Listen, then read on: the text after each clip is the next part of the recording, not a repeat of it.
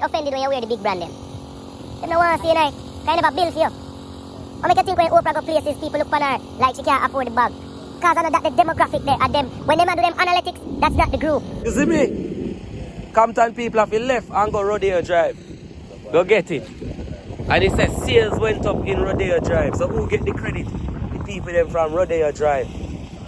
The people them from Hollywood, but a Compton a buy.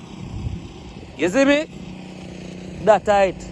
So when the history books done and people generations up and look back on the statistic, a Hollywood, a this, that, what black people known for always a complaint. Brother, think about it. If you live a good life, and you think about if I never YouTube, you think black people live good, brother.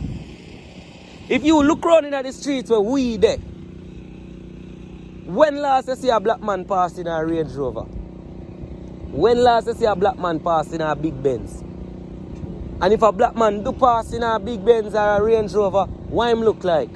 Him look like the black man who went race to accomplish that. Him look like the doctor black man. Him not look like the thug black man like what me look like. You see me?